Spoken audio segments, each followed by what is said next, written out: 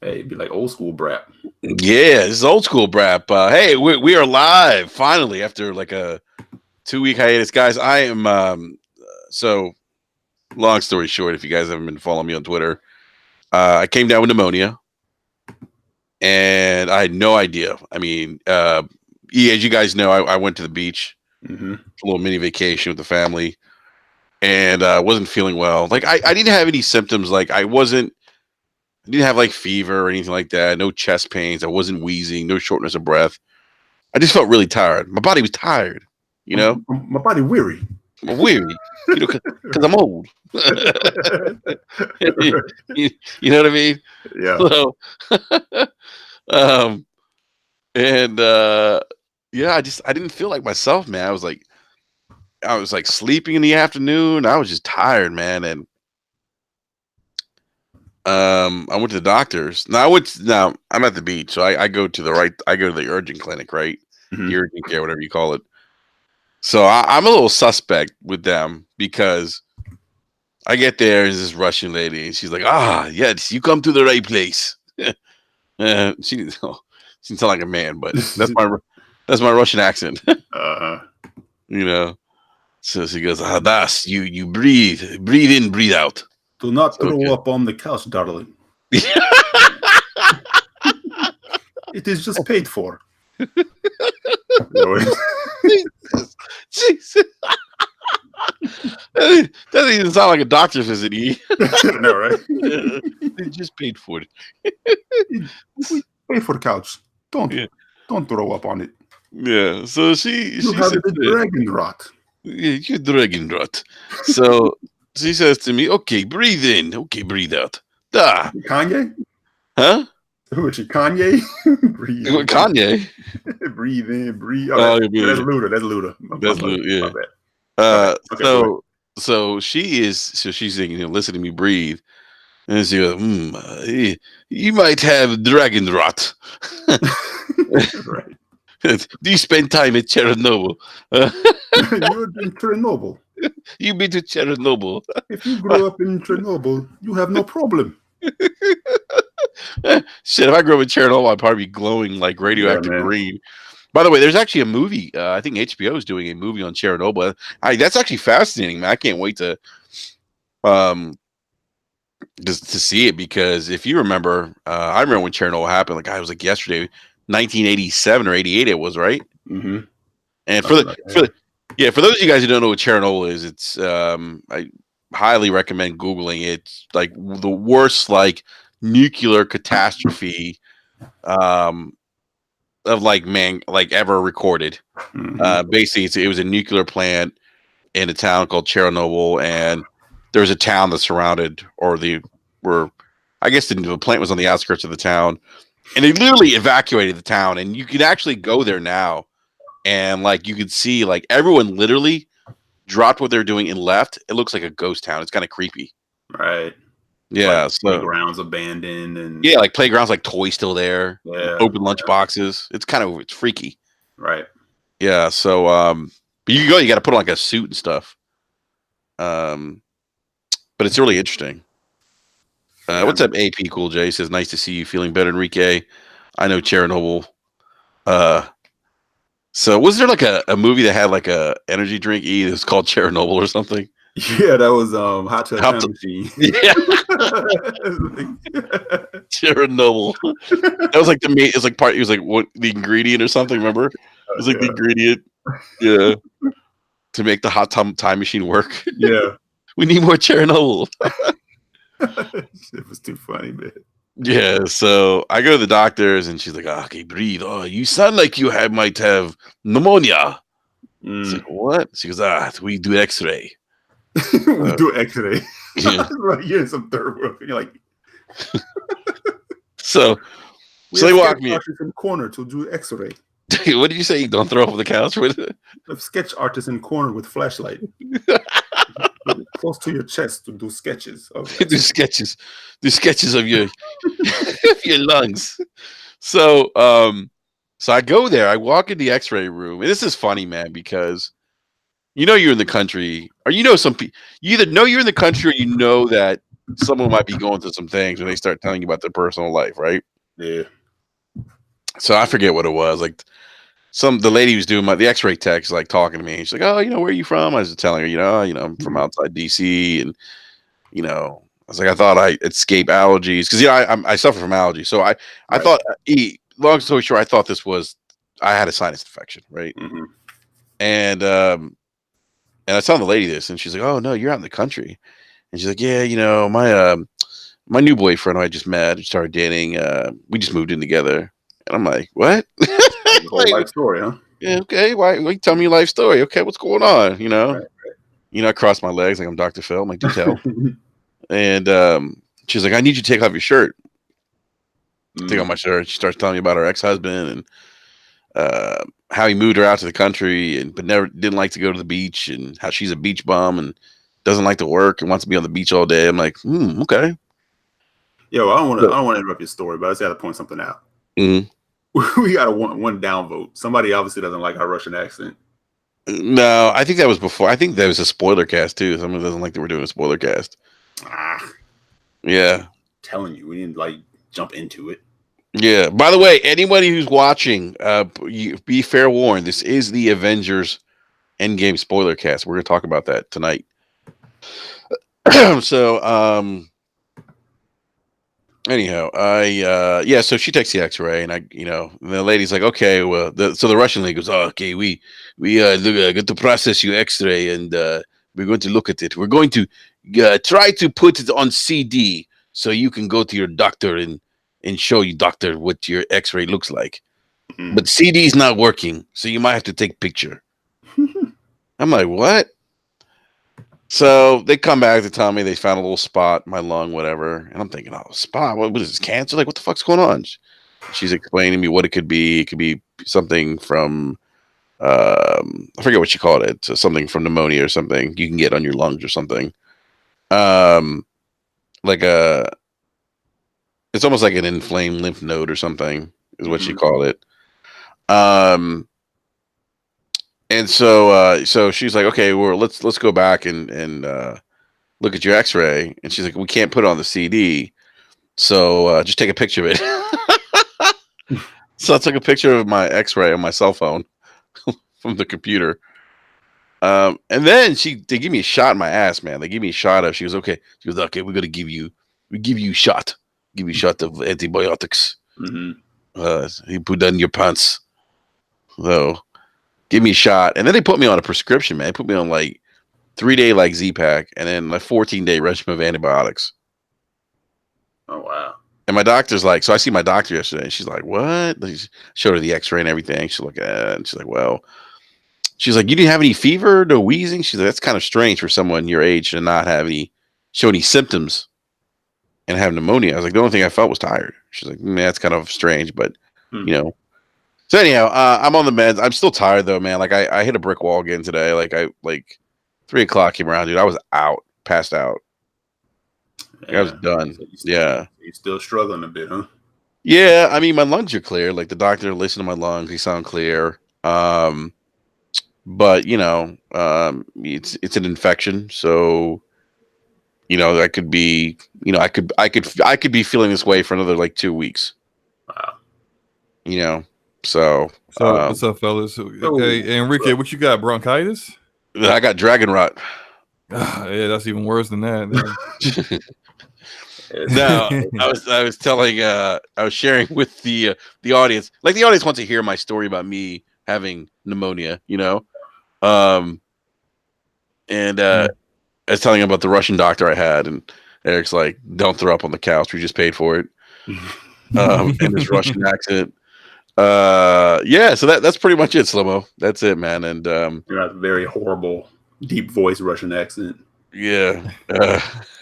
But we talked a little bit about Chernobyl. Chernobyl. Yeah. So that's all you missed, Slow-Mo, man. Nothing too exciting. Gotcha. No, but it's good to be back though. Like I'm I started like I haven't played any games, man, like any video games at all since I got sick. It's kind of crazy. I just got back into the Division too, which it's in some ways like taking some time off from gaming is kind of nice because you come back and everything's so fresh again, kind of, Yeah. Mhm. Have you reached Endgame and Division 2 yet? No, man, I haven't. I'm only level 25. Ah, okay. All right. Yeah, So so a lot of what's going on now and Mhm. the nerfing of certain talents and weapons and stuff, like none of that stuff is really affecting you at all because you're not even at the point where you can actually start building that kind of stuff out and really like for real. Because now, I mean, yeah, when you're at level 25, you're still getting purple. I mean, you can still get a little bit of purple loot when you're a world tier 5, but nothing that you're getting when you're leveling up is stuff that you want to keep. It's just good in the moment. I'll use Good, this yeah, 'cause it's the best thing I got right now. But yeah, exactly. once I hit end game, then I'm starting to look at like, okay, what kind of build do I want? What what's my play style that I prefer? Yeah, Start keeping that kind of loot. yeah, But hey, look, when you get to level 30, or if you need some help power leveling, let me know. yeah, Um, man, definitely. yeah, I can. And then the best way to go about it, and then I say this for the audience as well. You hit end game. Don't just try to go up through the world tiers to world tier 5. It's going to take too long. When you first get the end game, you're going to get smacked in the face with how much more powerful the enemies are compared to you and your gear. The best way to go about it is to get with someone who's already world tier 5, join their world, and have them drop loot for you because you can pick that stuff up and then just put it on. You could be like, gear score 450 to 500 Mhm. and go back to your world tier, and it helps you roll through the world tiers a lot easier. It helps you speed up the process to get in the end game. So Nice. Yeah, man, I'll definitely let you know, man, as I get closer. I just finally felt like, I haven't picked up Secret, by the way, Eric. I haven't got back to it, man, because I was like, you know what? With my health right now, I don't need that stress. Yeah, you definitely have to be in the right frame of mind to play something like Sekiro, man. Yes, exactly. I do want to touch upon something real quick, because I know we talked a lot about Anthem, and I think this came up while I was out sick, but I think it was you, Slobo, who brought it up. Are they now saying that this game is early access. early access? They tried it. They tried to Yeah. get that over on people, and in a blog post God. or forum a message from one of the community managers Yeah, to the BioWare community. They tried to say, it's been X amount of weeks since we released Anthem early access, and people was like, what? Did a lot of people call that out slow-mo? Because I mean, from my timeline, I didn't see it, which was odd. So it's like The thing is people that they don't care. didn't say it on Twitter, Right. where it would have really blown up. They said it on their own webpage, in their own forums or blog. So it was something that now in that forum it blew up, and there was a lot of corrections going on. No, I didn't spend $60+ for early access. Right. You better correct yourself. Like they're trying to change the narrative to make it seem like, the game. And the thing is, internally they knew the game wasn't ready, and they knew they were treating us like beta testers, but we didn't know that. So as far as we're concerned, you released an incomplete, buggy piece of mess. Yeah. And so Yeah. you're not going to call it early access when you weren't calling it early access in February. Yeah. So, And now none of the stuff that they promised, the free content's even coming now. At least in the foreseeable future, right? And that's and this goes back to the Frostbite engine and just being so difficult to deal with. They're having a really difficult time getting the content out on the schedule. They said they were going and people didn't like the schedule to begin with. They thought it was all the new stuff was too far out, and now it's like it's not. And the community managers are so inequipped to deal with this. I feel bad for them because they're kind of really stuck in a position where they want to do right by the community, but they're getting told you can't talk about certain things. Even though they're doing live streams on Twitch, and the entire chat is talking about when you gonna fix loot, and they can't talk about loot. So they just ignore. They look like assholes, just ignoring the chat. But like, and one of the community managers came out on Twitter and tried. First rule of Anthem: we don't talk about loot. he tried to explain. He's like, if you're talking about something, you keep asking me or spamming me in the chat things, and I'm not responding.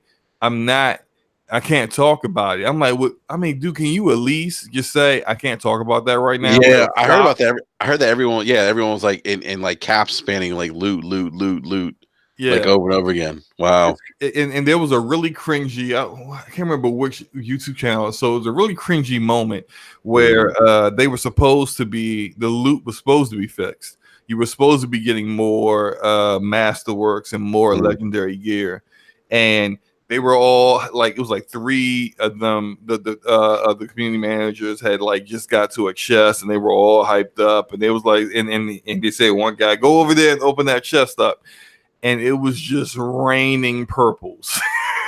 It was just not a single masterwork or legendary, and then it was just silence after that. Oh like my god! It was so cringe. I was like, I felt so bad for them because like that's like when you're a community manager of a game that's doing well, everything's great. You know, you love the game, you love playing the game, the community loves you, everything's great. When the game's not doing too well, you're public enemy number one. And you know, it's just, hey, BioWare's got an uphill battle to deal with. I hope the best for the game, but I'm not going to play it right now. I haven't played it since March. Right before the Division 2 came out, and I don't have the time to play it now. I got too many other games to play. Yeah, I'm dead on it, man. I'm done. I'm not going back to it. Yeah, not until there's some major fixes, but I'm not going back to it. Yeah, I may go back to it like a year from now, but hopefully BioWare is still actually plugging away on the game a year from now. It should be. Let's hope that. Let's hope. I mean, it sucks. There's no guarantees. Yeah, it's true. It's a sad story, man. I do want to get into some game related topics real quick before we get into the Avengers stuff. Epic Games has bought Psyonix. They're folks behind Rocket League. Yep. What do you guys think? Epic making big moves. Yeah, that's you know what? I don't have a problem with it. I know I've said it before. I don't have a problem with anything Epic's really doing. They're trying to compete with Steam, and the only way they can compete is to take their enormous piggy bank of Fortnite money and use it and leverage it to get them games that people want to play. And Rocket League is a popular game and has its own community, steady community for years. And they said, you know what, we're just going to buy you outright. And I mean, it makes sense to me. They're a good dev. They've only made, as far as I know, they've only made Rocket League, but that's a great game. That's a popular game, and whatever they make in the future is going to be, you know, exclusive to wherever they want to put it on. So I see it no differently than Microsoft purchasing all the devs they purchased. People don't seem to have a problem with that. Why should you have a problem with this? Yeah, I'm thinking. he's like, No, I tell you, man, I tweeted that out. I was like, yo, they're being, I guess it depending on who you talk to and how you look at it, they're being like the villain in a comedy. Yeah, it's sort of like you said, Slomo, like we're out here to compete. If people see that as, you know, negative or anti-consumer, but how are we supposed to be in the game? Now, the only thing is the Tim Sweeney shit that he was saying. Yeah, Tim's kind of a douche. Like, I mean, I don't mean to speak ill of the guy, but he the way he comes off, I think it's just like his body language. Like, he's not like the way, because like when I read his words, I don't get the same feeling I get when I see him say them. You know? Yeah. It's right. Like when he's talking, I'm kind of like, you're kind of punchable right now. But when you just read it, it's like, I mean, well, yeah, that makes sense. Right. Yeah, no, that's a good point. That's a But good point. but he can't dunk on companies like Microsoft and say that what they're doing is like scumbaggery and this and that, and then now that it benefits him, turn right around and do the same kind of stuff, you know? Yeah, the shoe's on the other foot now. Now Yeah. you are in the platform first party business. Yes, Yeah. sir. You're not the third party anymore. So now you see things differently. Yeah, You have a different outlook. he sees that bottom line. He's got to generate revenue. Got to grow the platform. So yeah, that's why you really have to be careful, like how you want to drop the hammer on something, because what you drop the hammer on could definitely, like, down the road turn and look differently for you. Oh yeah, absolutely. Mhm. Absolutely. You know, we see it all the time, like on Twitter, you know, and that's why you get the term now, keep the same energy, because people double down on how they feel in the moment, not realizing that shit can change for you in a year or two, or even longer. You know what I'm saying? Like, and you may not feel the same, or you know, that narrative may shift. You know, our whole community is built around narrative shifts. Eric, you speak of narrative shifts. You know, I realized when the reviews came out for Days Gone, I didn't see a lot of biased media stuff. I saw some of it. Did you? But from the hardcore opponents. Okay, I didn't. You know, The core. I just this was their rationale. They said that Sony has been so good at games that now reviewers can't just treat a good game like a good game. It has to be amazing, or it's just mediocre or bad. If it doesn't live up to the lofty expectations of God of War and Horizon Zero Dawn, then it must be trash. This bias against Sony. I'm just like, it's like, I mean, it's not exactly like some of the whiny Xbox, but it's similar. It comes from a different perspective, but it's similar because you're still coming at gaming media complaining about bias when, I mean, let's be real here. The game's just not that good. It's a decent game. It's not great, but it's not.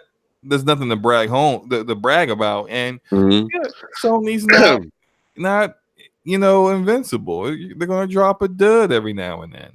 Yeah, I think it shows. I think it's a great point. It shows that even Sony isn't. It's not impossible for them to put out a game that's average or mediocre at best. That they, that you can have, banger after banger, but it doesn't mean that you're invincible to that. To drop in a dud, if you will. But I just thought it was interesting. I think actually the fan base for the most part is understanding of that, because here's the thing: when they've been delivering, which you could say pretty much this generation they've delivered. Early they had some average, but they had a steady stream, a good run there, right? Before Days Gone. But when you do that, when you are delivering quality, and you deliver one that's not as on that same level, it doesn't hit as hard. Yeah. You kind of go, oh, okay, well, and then the talk becomes amongst. Well, it's not the focus. It's not the focus. Yeah. But the talk becomes amongst the people who are in the know or have the understanding of how these things kind of work. You start getting into the talks of, well, what do you think this will be something that they'll support and they can come back better on the next one? Yeah, exactly. As opposed to, man, this joint is done. Because that's, I think, what's happened with Microsoft this generation. They've delivered so many, meh scenarios that it just became a thing of you don't expect anything from them. Yeah, that's very true. That's true. I mean, like it only highlights the deficiencies that Microsoft has when they keep dropping games that are mediocre, average at best, outside of their tentpole franchises that tend to do well. So but it's interesting. Like I've also seen a lot of people, and I see people say, hey, I'm enjoying it, and that's it. Like it's not like it's not this big, I'm enjoying it, don't listen to the media. No one should tell you what to buy. Like that's how GameSpot gave it like a 5.5 mediocre, and I didn't see anybody freak out the way they did Crackdown 3. Yes, even biased IGN gave it like a 6.5. Well, the lesson in that is like, okay, if a site gives it a mediocre, is your focus going to be on showing them by just going ahead and playing the game and enjoying it? Or are you just going to like focus in on that black spot on the forehead and keep pecking at it? Yeah, and you know, and there's some of that, like, you know how we talk about how there's always going to be that outlier media source that just like went way too left. You know, they went way out there, like the one girl in gaming media. I don't know what her name is, but but she said something about like on Twitter about like talking about the cringy lines in the game and complaining the about wedding scene. the wedding scene, and then you got the other, like the guy by IGN with the quote unquote, you know, what was it? What did he say? Your typical grimy or grungy white male protagonist or something like that. Yeah. You know, like those little comments like that people just latch onto, and then it's like instead of it being one guy or woman who said something that not everyone agrees with, it becomes that is the narrative of the entire media. Whether the rest of the media agrees with it or not, that's everyone's opinion now. So I think the media suffered from a 24/7 news cycle and the internet. I just feel like in some ways I think because of the need to consistently feed information or put things out there, that it's like, what else do we talk about? You know? Yeah. And it like I do. Oh, go ahead, man. Go ahead. Because I was gonna say, like, growing up and just reading print media, like we didn't like. And I don't know if you subscribed to like some of the gaming magazines back in the days, but yeah, like, I used to have EGM. Yeah, so like the conversations never steered that direction. Oh well, the protagonist is the typical, white Anglo-Saxon male, and he's grunt. Like it was never that level of conversation. It was always more on the surface level, just focusing on the game, the gameplay. Right. I mean, that's what it was. It seems like today, but granted, back then they were all like white. Oh yeah, really talk about but we didn't think about it like that then. It was you know where she looks suspect too is because like, and look. I mean, I don't have anything against Kelly Plagge. I know she's had her issues, so she may have a little bit of a slant kind of going into it. What she dealt with at IGN.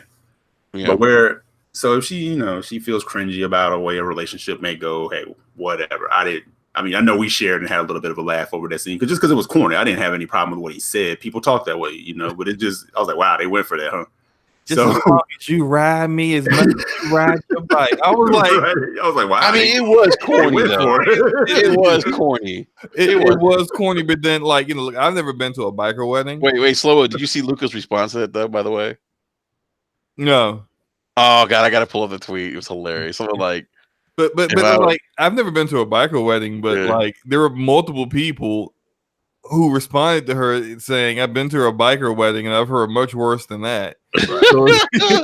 So I'm like, hey, maybe the writers, maybe the narrative team at Sony Bend was just trying to be authentic. Yeah, hey, we're gonna send somebody out to the Hell's Angels and attend a wedding. We want to get this biker thing down, like legit. Yeah. Went to a couple of weddings for a little bit, so like, oh, that's a good one. Just wrote some stuff down. Yeah. Oh, that's good. I like that. Oh, ride okay. Ride me like you ride your okay. It's provocative. But I still gets the people going. I feel like I was somewhat right about this game. I kind of felt it was going to be kind of like just average, and I was never like, even when I first saw the first gameplay reveal. By the way, this game was delayed. Imagine if it came out last year. Yeah, it was buggy too. I mean, man, it would have been at State of Decay 2 levels of broken, and buggy. Right. But when I saw the gameplay last year, I just said, nah, I fell asleep watching it. It was like 45 minutes. I dozed off at like the 30-minute mark, and I'm like, you know what? I don't think this game is for me. I still kind of feel that way, just like listening to people talk about the game and talk about their experiences with it, and what the gameplay loop is. I'm still kind of like, you know what? I might pick it up on a sale, but it's nothing that I'm looking for at this point. Right. Yeah. And kind of like where I fall on it too is to say every now and again, I won't say a dud is necessary, but if you get a dud, and we're not saying it's a dud. I mean, obviously people are playing the game. There are people who are like, and then some people are like, once you get past a certain point, it's hooking me. It's got something to it, right? But it's a lesson in the fact of, play a game. It doesn't matter what somebody says about it. You make your own determination. Don't get so hung up in what everyone else has to say or what media has to say, whatever the case may be, right? Yeah. But at the same time, a dud can be something of a positive in a weird way, because it lets these people know, yeah, we're not infallible. Mm-hmm. And we are now at a certain standard that we cannot fall below. And we fell below that standard on this one. We're not going to let that happen again. I want to point out a comment AP Cool J has in the chat. He says it's okay when Sony gets a 70, but if it was Xbox, it would just be another terrible game from a shit console that doesn't give a crap about their consumers. Now, I would say, AP, I definitely understand where you're coming from, but what I'm gonna say to you is I think you need to stop following so many fanboys and trolls, because that's the narrative that they seem to have about any Xbox game. If it's not, and it's like this for fanboys of both sides. And I saw a tweet earlier like sometime last week that was really funny, but also very accurate. It basically was just going down from 10 to 0 of how, a lot of people in this community look at games. If it's a 10, great. A 9, good.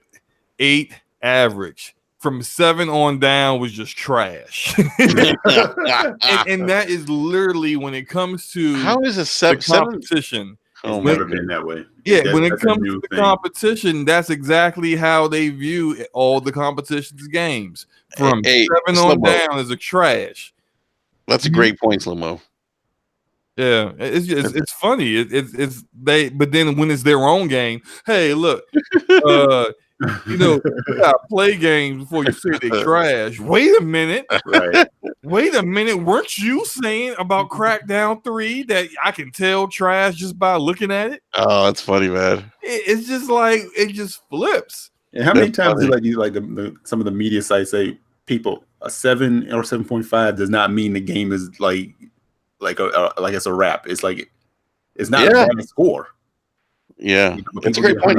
They get hung up on it, man, and it's just like, look, a bad score for a game is a 1.5 or a 2. I think Game Informer even gives like a 5, like a mediocre. Yeah, they rate a 5 as mediocre. So, I think 5 should be the as long as the game isn't broken. Like, I can't play this game. Like, the game's unplayable. If it's unplayable, 4 and below. But 5 should be, for a playable game, it should be the lowest that you go.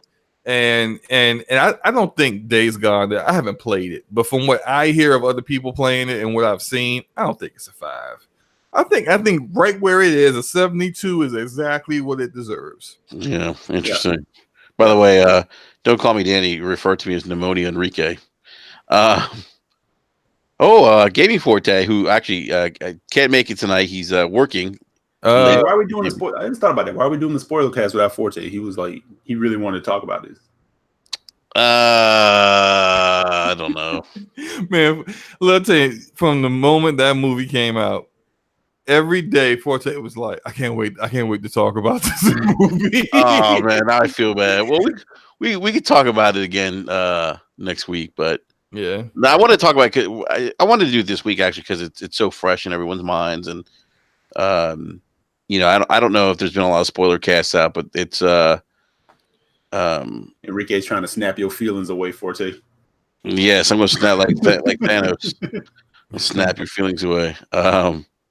But before we get into that, I did want to say, did you guys watch the Borderlands 3 gameplay reveal today? Yes, fire. Oh my god. Oh my goodness, dude. I can't wait. I have already pre-ordered the Super Deluxe version. What's that come with? Comes with the game, some skins, some weapons, and all 4 of the DLC. All 4 of the DLC. Oh man, I might have to do that. I might have to pick that up. It's $100. I was like, but it's worth it though. It's where it's what comes in again? It comes with the game, full game, a bunch of skins, and I think a weapon or 2, and then it also comes with the the season pass for the 4 DLCs. It may not be all 4 DLCs because I can't recall. I know they come out with, it may be just the first 2 because I think they do 2 season passes. And I think they split them up, and because their DLCs are really meaty expansions. Like if you remember the first 2 games, they're big DLCs. It's not like the crap you get now, like from a particular company I won't name. But you get a couple of strikes and a weapon. That's not a DLC. Like no, they like Gearbox gives you a full like storyline experience. So it may be just the first 2. I'm not quite sure. They didn't list out all the numbers of DLC, but they said season pass will have the expansions in them. Slow-mo, Game Informer Day has the Diamond Vault Hunter edition. Good, 250. Okay. What does that come with? I have no idea what that comes with. You probably get your own robotic claptrap. Yeah, I think so. I don't know. I think that does come with a claptrap. That'll be what's up, man. I would not want to. Yeah, he's a funny guy. I don't know if I'd want him around my kids though. Like that uncle you don't want them to be around. Like, kids, come over here. Let me show you. Let me show you something extremely inappropriate. You'll see it just. It's a pretty good claptrap impersonation. Enrique talking to his wife. Where are the kids? Yeah, we're the kids. They were claptrap. They were claptrap. Imagine it. Your neighbors being like, you can imagine your neighbors being like, "What is that? Oh, it's just a robot claptrap." Oh, it's claptrap. What? Clap? What? Your kids will be coming to you like, "Daddy, what's a minion?" Claptrap, he's calling me a minion. I don't understand. But no, the gameplay looked fire, man. It's got all of the typical first person shooter standard things that you get now compared to back when those games were out, like mantling, sliding, and stuff like I saw all that in the game. The loot looked great. One thing I thought they came up with, which is kind of brings it into today, is really excellent. I don't know if you guys saw it or not, but they got this thing called the Echo. Mm-hmm. And so basically, you link your Twitch account to your Shift Gearbox account, and if you're watching a streamer, when they get loot, you have a random chance of getting the same loot that they're picking up. It's pretty awesome. So you can watch these guys like beta testing the game, and by the time you come out, by the time the game comes out, you could have like a nice little collection of guns to start out with when you start the game. I thought that was a great idea, and even better after the game comes out. So you see like these big time Borderlands streamers, like I think one's called the Mighty Baru. He's the one that used to back in the day come up with like the craziest builds where he could like one shot raid bosses and stuff like that. And King Golf, like these guys, while they're playing, you can actually use the Echo Cast to see what their loadout is, what builds they have. You can see what weapons they're using and everything, and you can critique them and say you don't know what the hell you're doing, or you're like, I gotta emulate that because that looks great.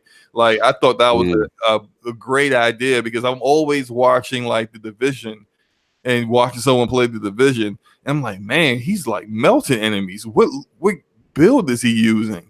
But then like you don't really want to interrupt the streamer while he's playing, so you don't really ask. But I thought that's a great implementation and a step forward in game streaming. I hope a lot of other developers start to pick that up too. Yeah, no, that's actually that's definitely cool. The Iron Lords are here. I'm assuming that's Lord Cognito. Cognito, what is up, man? It's good to see you in the live chat. I do want to talk about one more thing, though, with regards to gaming-related news. Microsoft, there's that rumor of them buying Crytek, and I think you brought this up, Slow-Mo, in DM, and I think Rand did a video. My understanding, from what I've heard, is that probably not something that's going to happen. My understanding is that I was told that rumor seemed odd, and this is why. Basically, Crytek Microsoft, both parties were not exactly happy with each other after Rise and Warface 3. What is Warface 360, by the way? I don't. You know what? I've heard of that game multiple times and never actually looked into it. I don't know. I don't know what it is. Yeah. So basically, my understanding is that both parties were not exactly happy with each other after Rise and Warface 360. So, and look, Board Distracted says Cobriel says no. So, yeah. yeah. I also thought, didn't Amazon buy Crytek? Yeah. Or were they leasing the engine or something? I thought they were doing something. I don't remember. Yeah. Yeah, I never thought that was like, I never even considered them when Microsoft started purchasing developers, because I just thought they were already purchased by someone who was somewhat like interested in gaming as a platform. So I didn't even think this would ever be a thing, to that Crytek would potentially get purchased. But I think it's just people throwing stuff in the wind and seeing what, throwing stuff at the wall, seeing what sticks. Who's Microsoft going to buy next? Yeah, I mean, we keep hearing about IO Interactive. Yeah. And Turtle Rock keeps coming up. And those are two good devs. I mean, my sources tell me IO is a done deal. All right. It might just be. I know Cloverell, Born Distracted said Cloverell said no about Crytek. I know Cloverell has mentioned IO Interactive a couple times. That wouldn't surprise me. It wouldn't surprise me. Hitman, I think, fits that games as a service model too. Yeah. Good game, by the way. If you haven't played it, I definitely enjoyed the last iteration of Hitman. That's still in Game Pass? I don't know. Is it in Game Pass? What, Hitman? Yeah, the first one. Oh, it was. I do not know. I know it was there. I don't know if it is still in there. It might be. Yeah. Hey, I have it. Yeah, I have it on PS4, so I never really picked it up on Game Pass. Yeah, interesting. Well, yeah, I'm looking forward to Borderlands 3. Man. Hey, Enrique, can you believe that the only game that has been pulling me into has been Borderlands Game of the Year edition? Oh, you did pick it up? Oh yeah, I bought it as soon as it was available digital. And nice. I kind of was like playing it a little bit, but mostly playing the Division 2 because Division 2 was really like up there when it came out. But at this point, with Division 2, I'm just kind of waiting for the raid to come out. My builds are all set. There's nothing really more for me to do in there besides helping like other, clan mates and other friends that are trying to get up to the same level.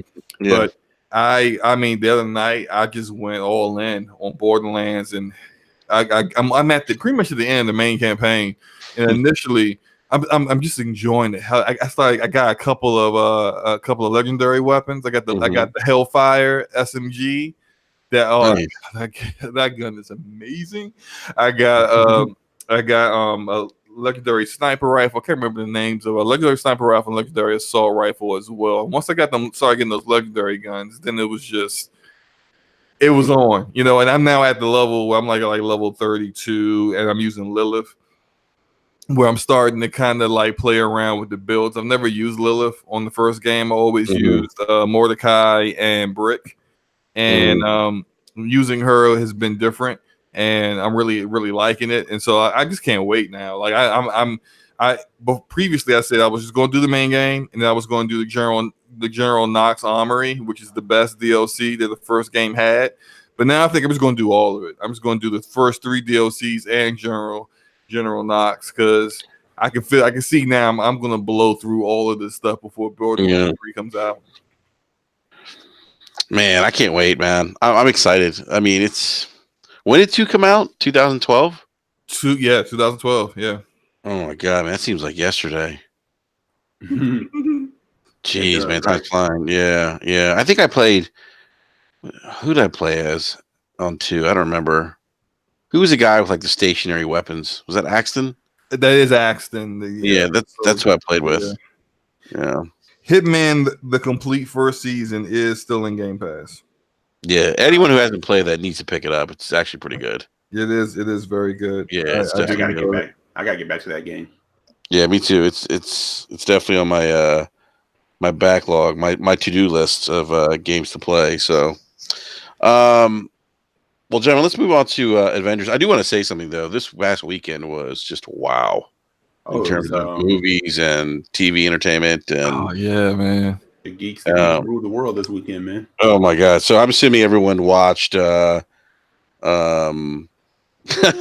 Cool just is slow mo. You married? Yes, sir. Yes, He's sir. married. Yeah. I'm assuming everybody watched Game of Thrones. Yeah, I did. Yeah. By the way, anyone in the live chat, if you haven't watched the last episode of Game of Thrones, you turn us off for like a couple minutes. But guys, I mean, what I didn't see that. I saw it coming. Nobody saw that episode. It was too dark. Actually, I will say this: it was a little too dark. I'm like, I can't see anything. Is that Drogon or is that which dragon is that? I don't know. I got confused. Like for man, look. Is that a White Walker or is that Jamie Lannister? I guess I'm just going to be complaining about stuff. I got some complaints with Avengers Endgame, but I got even more complaints with that. Even though it was an amazing episode and I love the ending of it with Arya, I had so many complaints. What the hell is Danny and John doing? Like, you just go. First of all right. Let me get on my soapbox for a second. So you done brought these people of color from overseas, right? To the land. These people of color to fight for you. You put them in the front. You done made all these dragon glass weapons, right? Right. You gave them 0 of them. And then sent them off into the darkness to get killed. The Dothraki horde got exterminated. In the Dothraki are basically no more. It's gentrification. They're gone now. They don't exist anymore. It was gentrification. Terrible. They don't even exist anymore. They got exterminated. This was for the first 3 seasons. Everybody they had fire though. They had. We can't have the Dothraki getting over here to Westeros. They gone in 45 seconds. Slow-mo, but wait, they did have fire. Remember the Red Witch? Gave their swords fire. They have fire. But that could kill the White Walkers. It did it. Enrique, they had fire and they rode into the darkness and immediately realized there was like 85,000 whites versus like 50 Dothraki. Oh, don't call me Danny. I said now all of them died. Like, look, they born. Like the 6 Dothraki that are still alive aren't enough to keep their culture going. I'm sorry. Maybe, man. You got to remember the way they used to like to, No, and don't call me Danny. Says a lot of Dothraki did not follow her. No, I don't know, Danny. I don't know if you remember in the previous season before she went over to Westeros. She got all of the Dothraki calls. All of them, because when she got captured, they all had to put like judgment on her for leaving and not going back to that city when she's Khaleesi. Yeah, when Khal Drogo died. As a Khaleesi, she was supposed to go there and live there with the old crones for the rest of her life. She said, "Nah, I ain't doing all that. I'm a queen. I'm not. That's not my path." Did she burn the hut down? Exactly. So all the calls were there with all of the hordes that they literally all of the Dothraki were there. But he's saying they're still that they did not cross the sea. That still a lot of Dothraki did cross the sea. I thought all of them did. Staying in Marine with Dario, because I thought Dario had his own forces in Marine to defend Marine. I don't know, man. Yeah, she left Dario behind, right? Yeah, they left she left Dario behind to rule Marine in her stead, and maybe somewhere left there. Well, yeah, maybe look, it's not enough for them to go raiding, hoarding, and they used to do. Well, I guess the thing is, you're right. Someone like it was kind of odd that because to me, like they were like why would they just have him charge the darkness like that? That didn't make any sense. And then if the White Walkers are standing out there and the dragons can burn those fuckers to death, Well, I mean, like the first thing that comes to mind, if I'm like Jon Snow, I'm like, you know what? I'm gonna mount my dragon. We're just gonna burn these motherfuckers real quick, right? Just Like, just why? burn them left and right, and let your forces just stay there and defend. Yeah, let them hang out. Let them. Like, why? Why are you gonna send them charging? Something just hit me. Remember last season, the Battle of the Bastards? Remember when they were talking about Ramsay Snow, and they were like, Ramsay's gonna be dumb. And he's too bold. He should just sit in Winterfell and let us starve to death outside the gates. But he's going to come out and meet us in the field because he has a bigger force than us. Yeah. Remember that? Yeah. Like he's now a good strategist. Yeah. Here we are this season.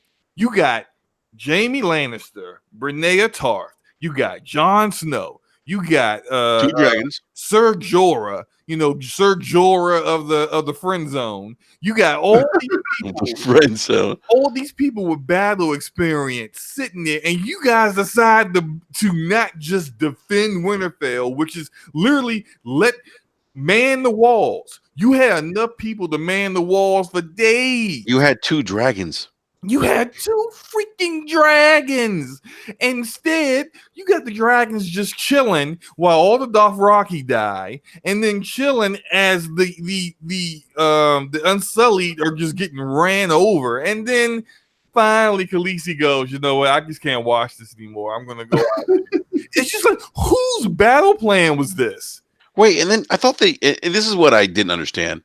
They deviated from what I thought from the plan, that they knew that the Night King wanted Bran. They wanted the 3-eyed raven, right? Right. And he was going to find him, right? Mm-hmm. So why were they chasing him in the sky? Like, what is? I thought you were supposed to bait him, right? Yeah. More distractions. I wonder if we're gonna get a Brienne nude scene before it's over. I hope not. I will pass on that one. That's not so. I mean, I was a little weirded out when with Arya. I was like, I was like, okay, that's too much. I mean, and no shade to that actress or anything. But I mean, I've been watching you since you were like 11. I don't want to see you naked. I don't want no. Put your clothes back on, please. Put them on.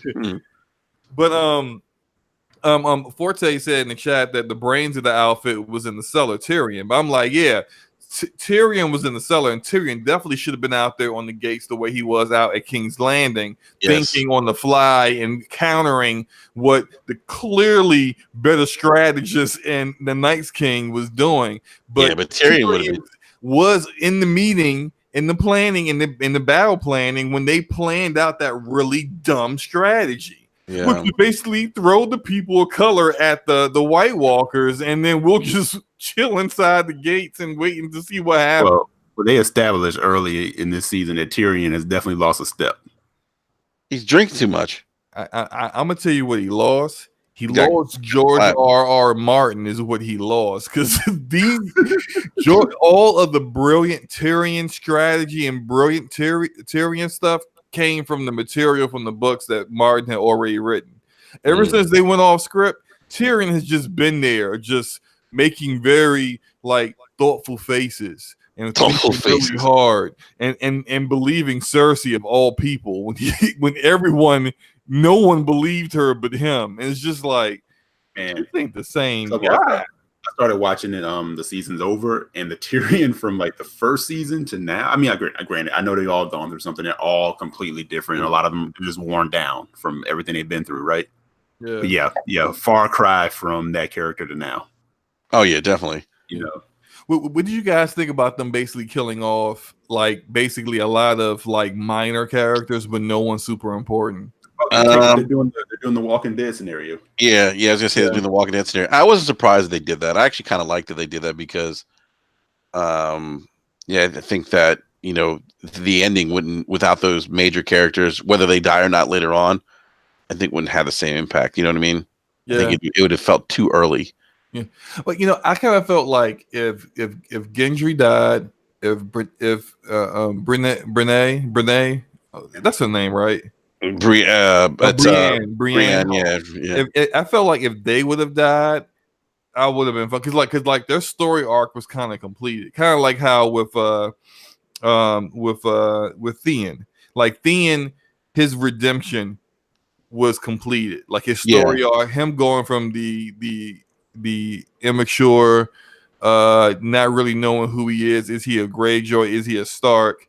To coming into his own, dealing with all the torture he went through, and then basically getting that validation from Bran. No, you're one of us. You're home. You're a good man. You are a Stark.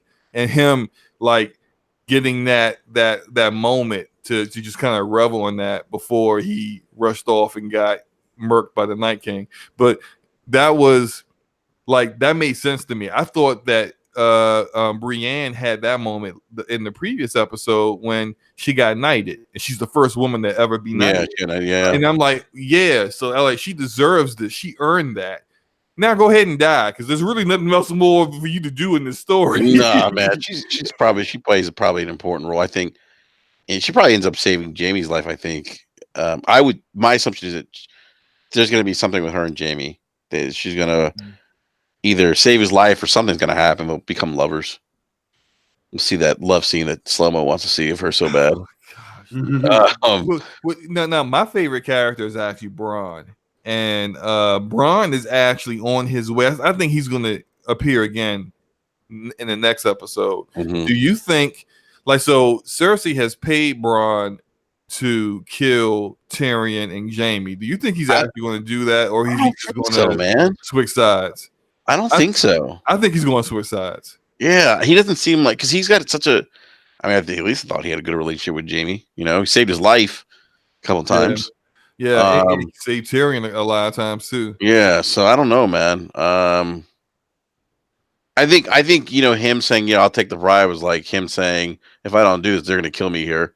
So I'm gonna tell him I'm gonna take the bribe and get the hell out of Dodge. You know what I mean? Yeah. Because if he says no and he stays, he's probably dead. Yeah, I just kind of wonder if he's going to actually, because like now that would be kind of like the completion of his story arc. Is he going to become a better person, a guy that who isn't just out for the money, or is he going to actually, because he's always kind of let everyone know, I'm only here because you pay me.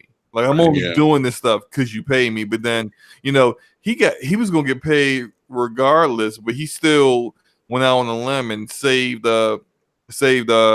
Jamie from getting burned by Drogon. He didn't have to do that.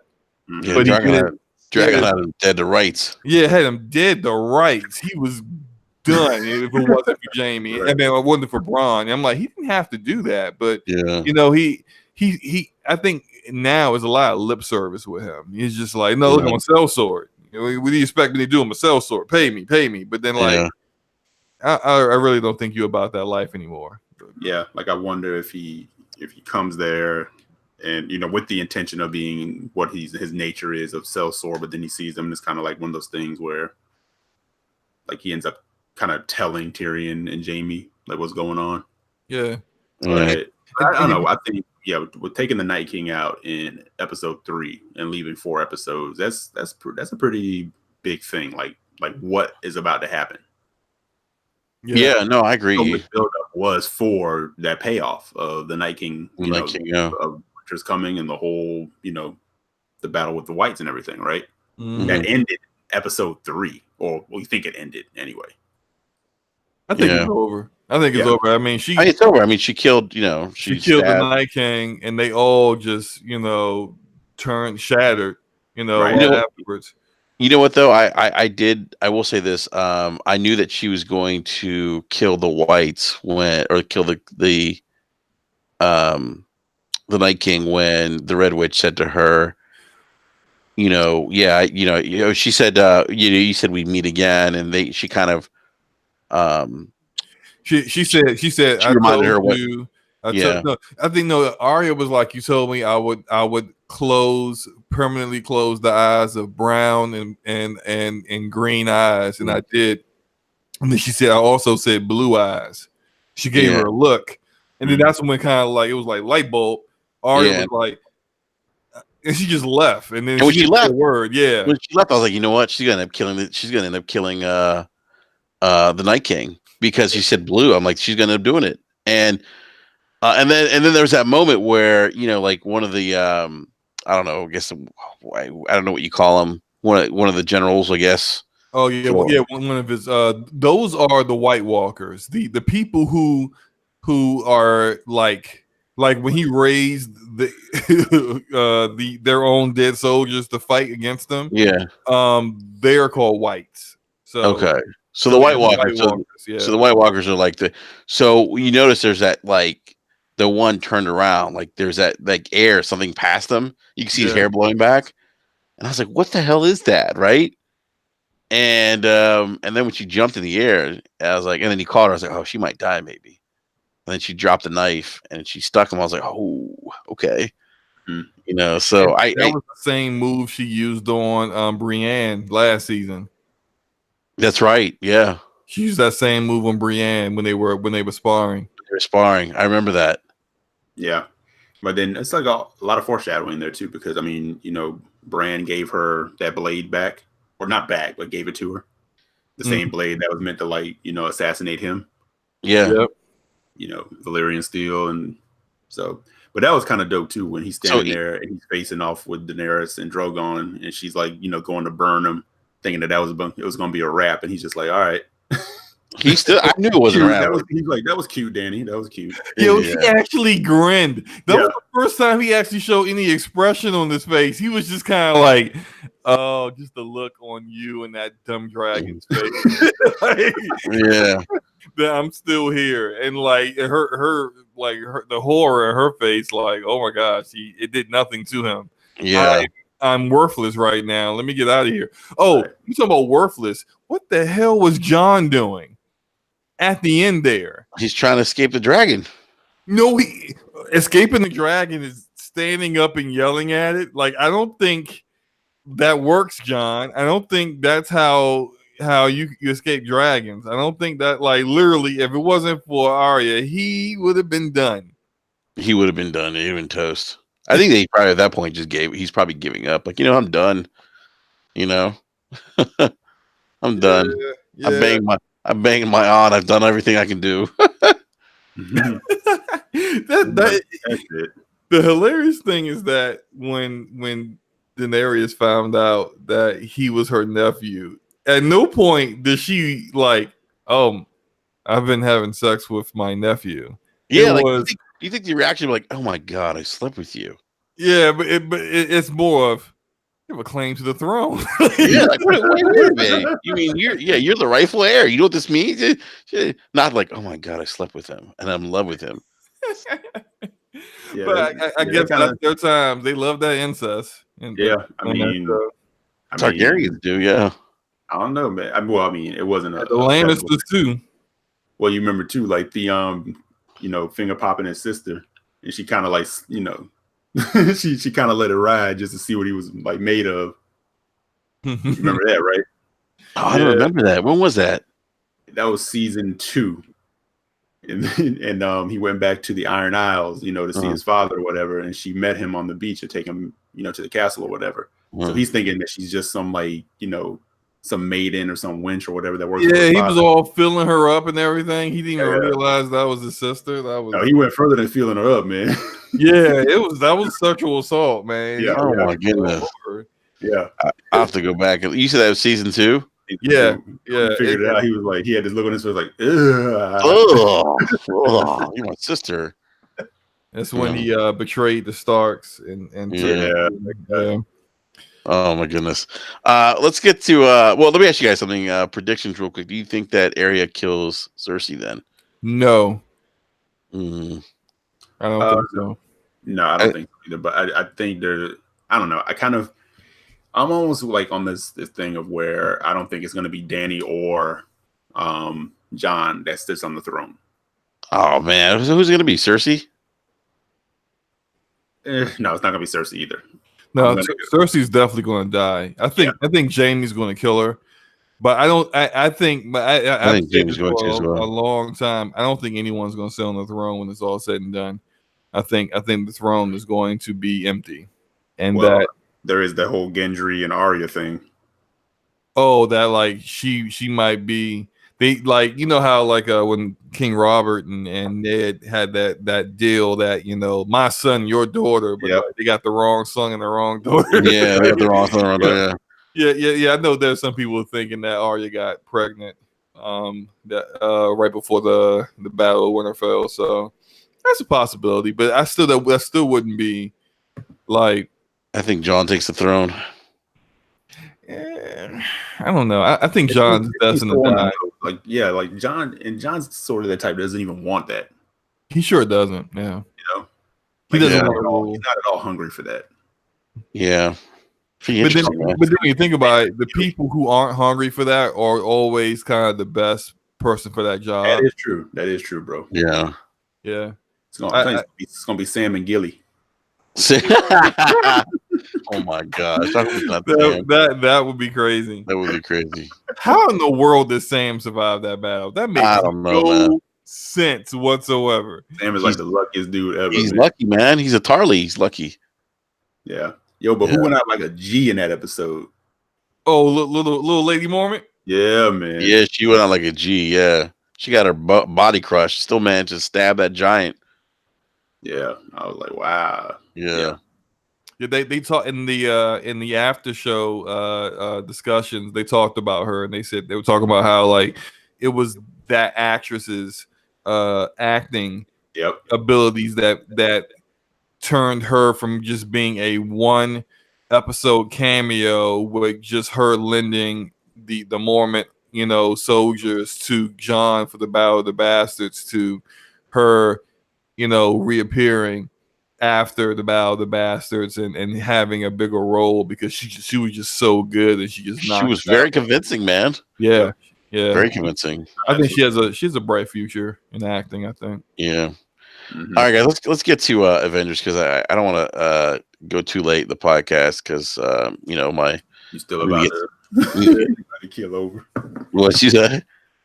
I said you still about to keel over. You need your rest, man. Yeah, I definitely need my rest. I can't be up too late. So try to wrap this up no later than 11. But yeah, guys. So I'll give my quick take on Avengers Endgame, and I'll let you guys kind of chime in and give me your thoughts. But and please, everyone in the live chat, I mean, definitely chime in the live chat. Let us know what you guys have thought. If you haven't, just as a warning, hey, look, we're about to talk about Avengers Endgame spoilers. So if you have not seen that yet, you may, and if you care to not be spoiled, you may want to like pause this, and if you're watching after the fact, and you know, watch it, you know, this after you've seen the movie, or you may want to check out now, because the rest of this is going to be a bunch of spoilers. You have been warned. Yep, you have been warned.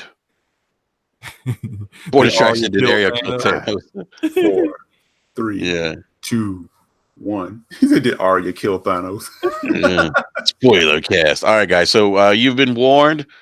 We are going to talk about Avengers Endgame. There's mad spoilers. All right. So I gotta say, I was a little concerned going into the movie that it was going to be too long. 3 hours was like, oh my god, like really. But I gotta say, I just felt like, look, I'm not gonna lie, I got teary eyed. I think everyone did. I thought the movie. I heard people crying. I heard people crying. I heard people cry. Okay, I ain't gonna lie, I cried too. I heard people cry. I heard people crying in the movie theater too. I heard tears. It's like people like, dude.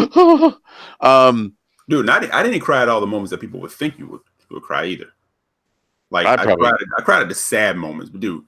As a longtime reader of this stuff and just a nerd and just when Sam was like on your left and they all started coming through the portal.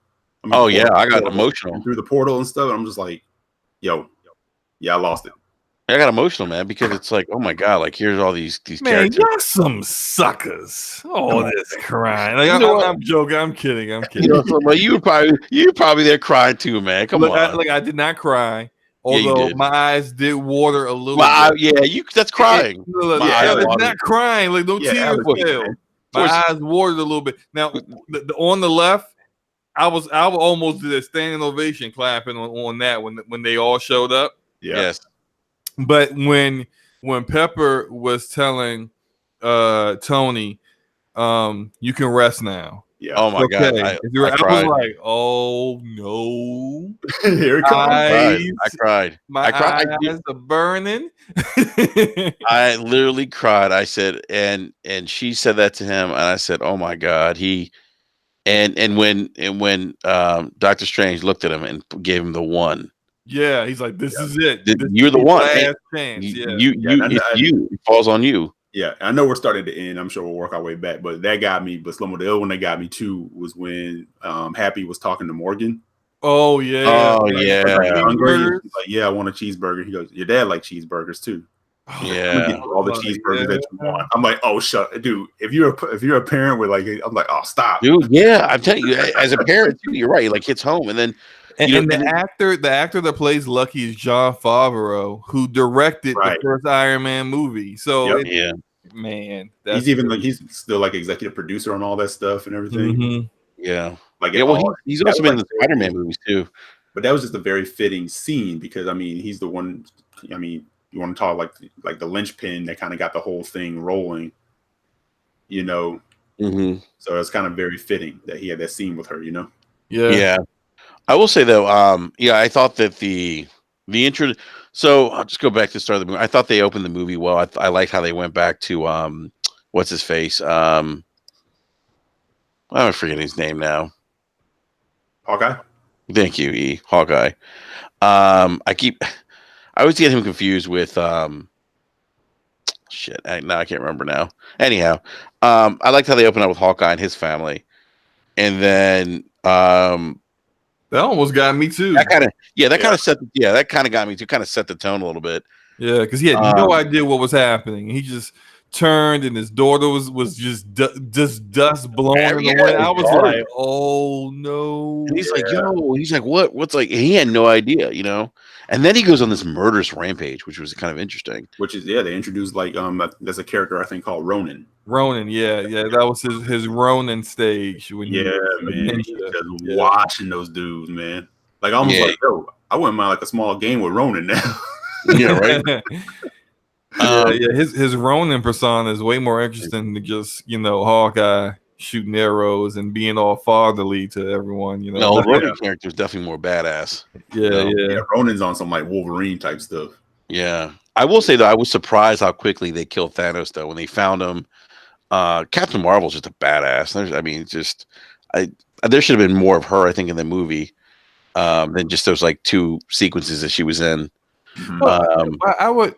I disagree because I think her time is coming.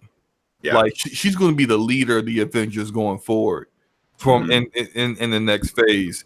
This was about Scarlet. This was about Black Widow.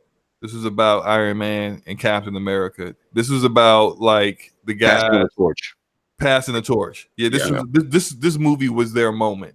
So like having her be more of a focus in the movie would kind of detract from the fact that like I thought they did a good job of explaining why she wasn't there. Like when she said like, look, there are other worlds that need help. There are other worlds that are dealing with losing half their population like you guys are, and they don't have Avengers. Right. So, that made a lot of sense. Yep. So and then I knew it. I knew when the snap happened, wherever she was, I knew she was coming because wherever she was, she probably was like, wait a minute, all these people just came back. They did it. They had them, and then she probably flew from wherever she was back there and came back right in time to take out Thanos' ship. Like I knew she was coming, but like, she and in that moment was like 2 dope scenarios when you think about it, because what I really liked about the whole Avengers thing is they gave like so much props and made such a character out of somebody like Scarlet Witch. That's what the Marvel thing has been so good at doing, is taking characters who were like bench players, like deep down the bench players. Yes. And giving them like fans. Scarlet Witch was no joke. And that was such a dope thing when she's like facing off with Thanos and she's like, you took everything from me. And he's like, I don't even know who you are. And she's like, you will. And she had him on the rope. She wants it. Yeah. If he didn't call the bombardment from the ships down, that would have been a wrap right then. She would have crushed them. Yeah, Scarlet Witch was eating them up. He pulled a Trump on her. Like, I need to level the playing field here. Like, I'm not gonna fight fair on this one. But then when they turned them to the skies, and they were like, "What's going on?" And they're like, "Something just entered the atmosphere," and Captain Marvel just came through and just wrecked that whole ship. She wrecked that ship like it was nothing, dude. You know, she flew right through it. She's like, "Bye-bye." Yeah, and I love Thanos' face when that happened. He was like, "Who the hell is that?" Yeah, he's like, "What? Who is this? Like, what is going on?" Yeah. But here's the thing with Black Widow. Like, there's going to be a movie coming out, Black Widow movie. Scarlett Johansson is going to be in the movie. Yeah, I don't know when it's coming out, but I don't know, maybe it's in pre-production or something. Yeah, I actually just saw something on Reddit about that. Yeah. So what happens? Like, is it is it like an origin story, or is it? It's definitely in the timeline before she's dead. She's permanently dead. She's not coming back. This is going to it's either going to take place after the snap, but before Endgame, like that 5-year period, that 5-year gap, or it's going to take place. It's going to be her origin story before she joined the Avengers. Yeah, but she did a whole lot of stuff before she actually. Because she always said that she had a lot of red in her ledger from things that she did, and she was always trying to make good on the things that she had done. Right. Like a dark agent or whatever. And it's the thing I saw on Reddit is that it's being produced by Scarlett Johansson. So she is the main producer on this movie, which would be a first for the MCU, where a woman is the main producer. She's not directing it, but she's the one that's leading this whole thing up. So I think it's going to be a passion project to make sure, she goes out, that character goes out, it's the last recorded scenes on the best possible note. So don't you guys think like an origin story would have been better for her, like prior to Endgame? No, I think now because there's going to be like a major interest in her now that she's gone. We're not going to get anything else from her, so to be able to go back and tell her story, I think it would mean a lot more to like the fan base and to people that because the thing with these movies and this whole setup is everybody has their favorite. They gave you a big toy box. So, but is she dead though? Because you got to remember, like when forget who said it. I don't know if it was Doctor Strange. Someone said like there's a place where the people who die for the Soul Stone go. Yeah. Their soul is like in the Soul Stone. Like it's like a trade. Like you get the Soul Stone for that soul, like that soul being sacrificed. But as you know, it's like with Gamora. But Gamora came back though. Yeah, but no, that's not that version of Gamora. They have the version of Gamora that never even met the Guardians. Yeah. Yeah, it's when Star-Lord tries to kiss her. like a whole reset as well, because now it seems like they're going to continue on with Thor, but he's going to continue in the Guardians universe, which makes sense for him. And he's negotiating for at least 2 more movies. Yeah. So he's either going to do Guardians and maybe the next Avengers movie, or maybe he's just going to do. They might. I heard Hemsworth wants to do another Thor. Mm-hmm. So hey, how great was Drunk Thor, by the way? That was great. I love him playing Fortnite. Yeah, he's playing Fortnite. Remember he got all the headset, was like talking trash to that kid. This is Thor Odinson. This is Thor Odinson. Talking trash to a 10-year-old in Fortnite. That was great. Oh my god, I was dying. Yo, Corey's like, say Thor, new Master 69 is back again. yeah. He's back again. Yeah, I'll tell you what, though, I was really surprised by Hulk. Don't call me Danny, said Lebowski. Who called him Lebowski? Was that Iron Man? Yeah. Stark called him Lebowski, and he looked like Lebowski too, man. He looked like Lebowski. The Hulk thing was interesting, like how Bruce Banner was like this preppy Hulk. That's the throwback, man. They did that. Smart Hulk, yeah. But the only difference was he wasn't gray. Right, he wasn't gray. That's right, he wasn't gray. Well, they did have a point where he was still green when they did the intellectual Hulk. Oh, he was. I Yeah, thought they had, it like, was they had a turning period where gray when he kind of merged them, but yeah, I didn't follow Hulk that closely. yeah, Yeah. that was a throwback. That was dope. Yeah, that was pretty cool. I will say this. I'll say that my overall just thoughts on the movie. I thought it was an excellent movie. I thought it's my favorite out of the Avengers movies. I know some people have said that they like Infinity War better. But to me, this was like the perfect ending. I thought, it's interesting. I feel like sometimes with what they've done with this movie, like I feel like it kind of when I think about like superhero movies, there's always action and whatnot, and they, I just feel like there's different levels to this layers to this movie. We talked about the emotional piece, the excitement, the action, all those things. Like to me, it just combined like different elements of emotion that I've never felt in a superhero movie. And that was kind of cool for me because and I'm sure part of it was driven by my nostalgia and just like Eric said, like you said, just growing up reading, a lot of these comics and growing up reading, Thor comics, the Avengers, uh, Iron Man, and then having spent the last 11 years with these characters, it just to me it was like the perfect ending, and I just felt like there was. I don't know. To me, I don't know how they pulled it off in 3 hours. Did he make it feel like 3 hours?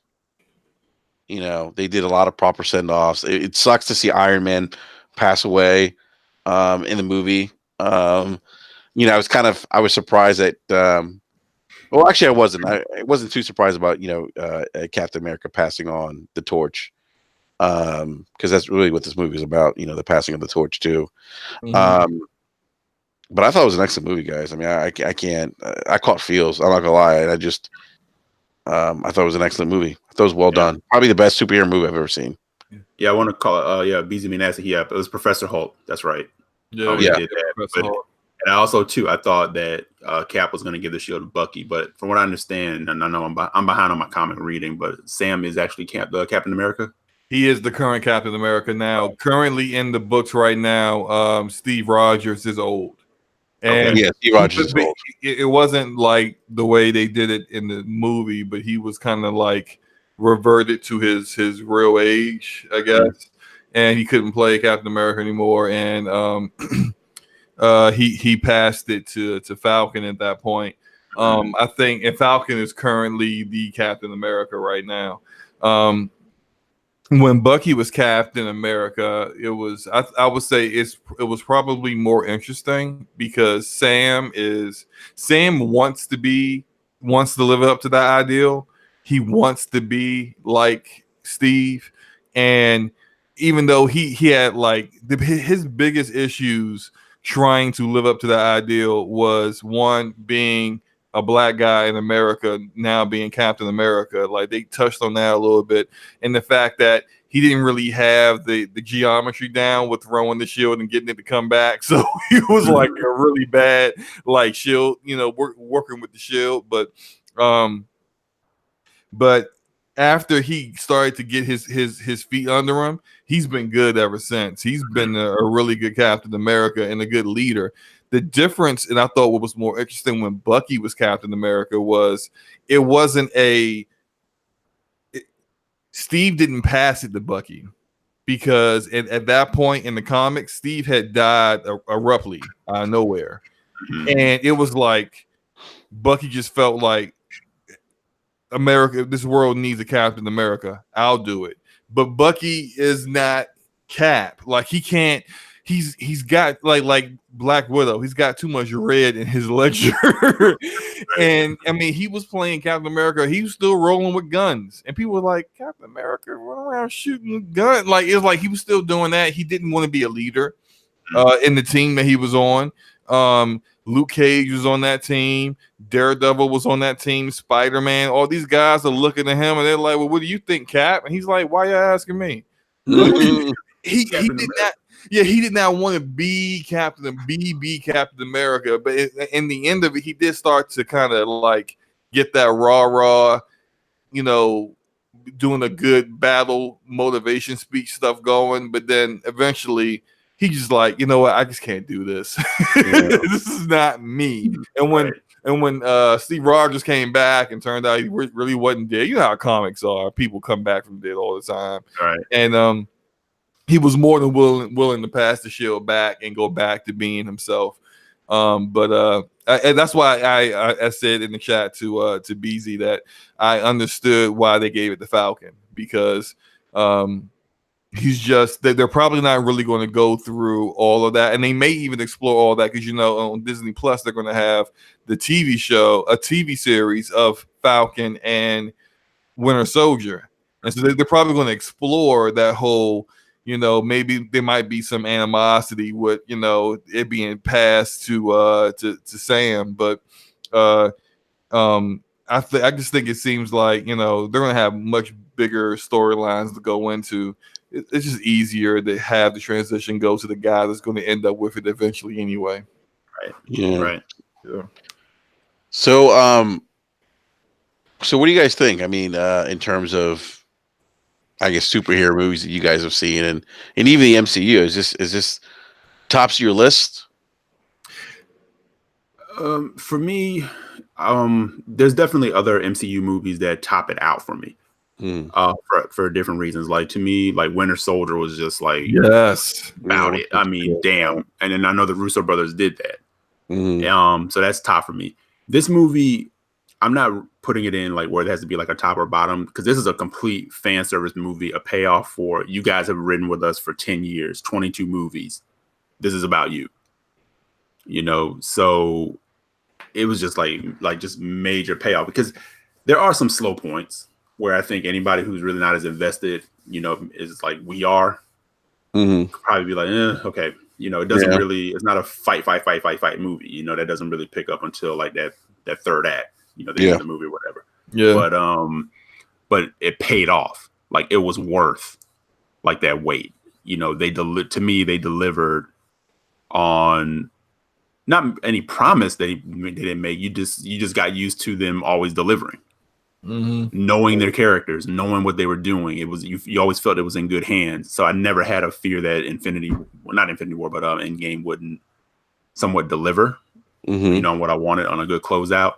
And to keep all those threads together of what they were doing. And then they put more stuff out there for you to think about, man. You think about the fact that Loki has a Tesseract and disappeared in a timeline somewhere. Yeah, that's right. It's funny you bring that up. I didn't even think about that. Like, where's Loki now then? That's another one that's going to get explored on Disney Plus, because Loki's getting the TV show too. I was saying that slow mo I was watching. I was like, man, they are setting up Disney Plus all through this thing right now. Right. Good point. Storylines just coming. Oh, but hey, how dope was it when Captain America picked up the hammer? Oh my, that was my moment. Slow mo, I lost it, bro. I lost it. I fanboyed out. I was like, I did too. Yes. I was like, oh my god. But that was a nice nod to the comics, because I think he's only done it. I think he's done it twice in the comics, if I'm not mistaken. Once when he was the captain, and another time as Captain America. I think he's done that. But it was such a payoff for the fact, if you go back to Avengers 2, when they were playing that game with Thor's hammer, where they're all trying to move it or whatever, and Cap was the only one that edged it, and Thor had that look on his face like, wait, is he? Wait, what? Is he? Yeah. I've heard some theories about why Cap was like worthy to move it and potentially be able to pick it up, but he couldn't do it at that time. And I've heard some theories is that he and Winter Soldier, when he found out about Bucky killing Tony's parents, and kept the secret and didn't tell him, that kind of marred his morality, and that was something that was he's worthy to pick it up, but he doesn't feel he was worthy at that time due to the secrecy. Yeah, they're holding him down. That totally makes sense. I mean, that totally makes a lot of sense. Totally makes sense. Yeah. So they threw some other things out there, to start playing with. But it was just a complete fan service movie. So it's up there. I'm definitely happy with it. It's definitely one that I'll have, and I'll watch it, numerous times. How many Jacksons would you give it, E? How many Jacksons? Out of how many Jacksons do I have to rank it? The full Jackson 5. Yeah, exactly. There you go. A, B, C. Honestly, for me, yeah, I'd give it 5 Jacksons out of 5. All right. You know, you know, guys, I'm gonna okay. Uh-oh. I don't know if you guys watched Luca's spoiler cast on this on Monday, because I pissed a lot of people off. Oh boy. Because look, I have to admit, like, look, I really, really, really enjoyed this movie. It's in my top 5. It's not better than Winter Soldier to me. I think Winter Soldier is the pinnacle, the top, the best MCU movie, and you're gonna have to really come out with some great stuff to knock it off. Like for me, my top 5 is Winter Soldier, Infinity War is in there, Black Panther's in there, and now I'm gonna add Endgame in there. I'm probably gonna kick out the first Iron Man. I think the first Iron Man was one of the ones that I had up there, but no, the first Avengers was first, was what was in that top 5 at the time. I think I kicked that out now. So this movie isn't a perfect movie because it has some plot holes, and the plot holes irk me. Now, but first, before I get to that, and I made a tweet about this. I wanted to see how many people caught it. Only like 5 or 6 people caught it, but I said the real MVP, and I had a gif of a mouse just being a mouse. And some people didn't get it, but if you notice, like when Doctor Strange said we're in the end game now, there's only one possibility where one of the Russo brothers came out in a Chinese interview and said that in the one possibility that Strange saw, the mouse that hit the button on Ant-Man's Winnebago that allowed him to leave the microverse was the one possibility, and all the other possibilities, the mouse just kept missing it, and then he just never makes it out. So who's the real MVP? The mouse is the real MVP then. The real MVP, because if he doesn't come back, he doesn't give them the idea to go back in time and to get the stones before they're destroyed, and to snap everyone back. So the mouse is the real MVP. So maybe we should be talking about the mouse. Yeah, what's next for the mouse? Great mouse. He was just looking for some food. It was actually a rat, though, wasn't it? It was a rat. It was a rat. Yeah, big sewer rat in the truck. But okay, so here are my issues. First issue, and I'm gonna get into say this one just because it's easier to say, and the other one's gonna take we might have a little debate about the second one, but the first one I had issues with was with Nebula and War Machine. So remember, they're back in time. They knocked out Star-Lord. They went to go get the Power Stone. Yep. Nebula sticks her arm into the force field. It shears off her flesh. She pulls out the Power Stone. She's just got bones there. Rhodey acknowledges this. He sees it. They have a conversation about it. I know where you're going, Slow-Mo. So then how come later on, when her earlier self replaced herself, Rhodey doesn't go when they got back and they got the stones and they're back in the present? He doesn't go, hey, Nebula, you want to go to the medical ward for your arm? Wait a minute. Your arm is fine. How did that happen? Who That's a good point. Like Rhodey, the army veteran general, didn't think about this. This didn't click with him. Like I say that I don't like it when plots like force characters to do things out of their that's out of context for them or out of character for them. And I don't think Rhodey would have been that oblivious. But the even bigger, more egregious thing is that when Hulk decided, I'll do the snap. I'm the strongest here. I can take it. They're all in there waiting for Hulk to put on the gauntlet and do the snap. Then they all start readying up in case something happens. Literally no one goes, hey, where's Nebula? We're all here. We're all in the room. Why is she not here? Why did no one, like, she just walks off and no one says a word? Like, it seemed way. Yeah, maybe they trusted her though. I mean, it could have been the thing situation they trusted her. Yeah, look, I may trust you, but we're now. This is it. This is everything that we've been wanting to do, and for 5 years, we made it to this point. How do you find something else in the Avengers headquarters more interesting than being here at this moment when the Hulk's about to snap everyone back into existence? How? Like, out of everything that we've done, how are you not present for this moment? It doesn't make sense that literally everyone in the entire room, no one said, Nebula's not here. I think they. Someone go get Nebula. I think they were more. My opinion on that is they're probably more focused on just the moment, and not really. I mean, you know what I mean? Like if Nebula was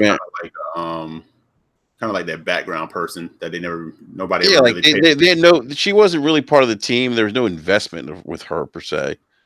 But they made sure throughout the movie to build up some moments with her. Some, like when she's playing football with Tony Stark in the ship as they're floating, and then he's like, "Hey, look, you won," and she just goes, "Oh, okay." Like she's never had what that, like, just having fun with someone before. Like all those moments they built up. Like I would think that it kind of wouldn't just be like even then, if she isn't, like, if you don't fully trust her because she used to be a bad guy, why would you allow her to just roam around the Avengers headquarters? Maybe she was like, "Hey, I got to use the restroom. I'll be right back." Yeah, but I mean, it just, to me, is like, it seemed like a lazy way to get Thanos into the present to have the big fight. You got to get him there to Thanos back to have the big fight. But how else does she? I mean, how else do you do that? I mean, that's, to me, that's the best moment for her to be like, all right, you know what? They're all involved in this. I can just step away and walk away calmly. Maybe no one says anything to me. It could still be she does what she does. I just would have liked the characters to not make it easy, and not like missing very obvious things like her arm. Like, well, it would have been cool for me if it was like Rhodey, like she's about to go hit the button to bring Thanos into the present, and Rhodey's like, "Hey, Nebula, I got a question for you. Do you have like self-healing properties because your arm's back?" And then she like disables him or something like that. That to me would have been like, it would have been acceptable at that point, because she had to do something, and she had to do something extra, and it wasn't like their own negligence that allowed this to happen. You see what I mean? Mm-hmm. So that was one thing that I thought was like, it was the plot driving the characters to do certain things, and not the actual characters working and naturally, throughout the story. But the second thing, and the biggest thing, is Cap's ending. So they have their own rules for time travel. It's very different than like Back to the Future, or if you watch the CW Arrowverse, how they do the DC characters, how they do time travel, where if you and go, so like Back to the Future, it's like if you go back in time and change something, you can erase someone from existence, right? Yeah. But that's not how they do it. It's like when things happen, that it's set in stone in time, it can't be changed. If you go back and do change something, what you do is create a new timeline. And so the Ancient One, when she made it a point to Professor Hulk, you have to bring this time stone back, or you're going to create a new timeline. This new timeline, we're going to be doomed, because we need that time stone for the Doctor Strange movie. They had a conversation about it before then, and they showed a very nice little, astral plane illustration of it. Let the audience understand that you're creating a new timeline, right? So Cap goes back to take the stones back and to take Thor's hammer back, because all those things have to go back to where they were when the moment they were taken to make sure that you don't create a new timeline. But then what does Cap do? He goes back, he stays with Peggy, he marries Peggy, he created a new timeline. Because as we knew from the Winter Soldier, Peggy was already married. She married someone else. She had a family while Cap was frozen in the ice. Yeah. That doesn't happen now. So it did still happen, but because he is living and married her, he created a whole new universe, a whole new timeline where he is with Peggy and he lives as an old man and they live together for, he has his happy ending. Because he's on a new timeline, it's impossible for him to be back there at that point to give the shield to Sam. Because they're on the original timeline. He's living in a new timeline. He can't go back to the other timeline anymore because he created a new one. So they kind of retcon their own time travel rules by having him show up there as an old man and then give the shield to Sam. He couldn't do that because he created a new timeline and he's in that new timeline that he created. So Don't Call Me Daddy says they're setting up a multiverse. I hope not, because that's just going to confuse a lot of people. Yeah. BC McNasty says, what about Thor's hammer? The Cap took it, but the hammer never came back. No, he did take the hammer back when he's on the platform. When he went back in time, he reached his hand out and the hammer went to his hand. And he did go back in time and he took the hammer to Asgard back at the same moment that Thor took it. He put everything back the way he was supposed to. But Gotcha. as he said, then I thought about what Tony said to me about Steve, go live your life. And then he went and you remember how he was staring at Peggy when she didn't know he was there. He was in her office. Yeah. He went and found Peggy and he went to go live his life, but he created a new timeline when he did that. A split off a new timeline. When you create that new timeline, you're living in that timeline. It's impossible for you to then go appear in a timeline that you don't exist in anymore. I'm not saying Cap doesn't exist in that timeline anymore, but at this point in time, this Cap can't go back to that timeline anymore. And so it's nitpicky for me because I'm looking at him like, but this just contradicted your own rules. But I understand why they had to do it. They had to pass the torch somehow. So yeah, well, he also had I mean, I don't know. It's I didn't even think about that, man. To be honest with you, I didn't even think about the impact of him going back and reuniting with what's her face with with that, like how that would potentially impact the timeline that he's in. Yeah, because it completely undoes her TV show, the Agent Carter TV show. Oh, I mean, that undoes it. I keep saying undoes it because it's like, no, that still happened because that's in the original timeline where she never gets Cap back. He goes back in time and he gets with her and they get married. That's a whole new timeline. It doesn't affect the Agent Carter storyline or anything that happened. Yeah. And so like for him living in a new timeline for the rest of his life, can't go back to the old one. Yeah, I don't know, man. This is hurting my brain. I have pneumonia. Yeah. Guys, I do want to wrap up because I'm getting to a point. I'm just getting tired. But any final thoughts, man? No, actually, Slow-Mo kind of answered a point that I was actually debating with a buddy of mine. Because that's like, yeah, I mean, Thor took the hammer from the past. Wouldn't that kind of affect the Thor of the past going forward in the future? Because the hammer was destroyed in the whole nine. But that makes sense. If Cap took it back and put everything back the way it was supposed to be, then that makes sense. Yeah, interesting. Yeah, but no, I do agree with some of those points that Slow-Mo made. I do agree with some of those. Yeah, but do wish Forte was in here. Yeah. I think we need to revisit this because Forte has some things he wants to. He says he wants to argue with you, Slow-Mo. He just wants to argue with me, just to argue with me. Yeah. He knows I'm right. There's nothing that he can say that will contradict what I just said. Literally, I didn't make anything up. Everything that I said is like I explained what their time travel rules are.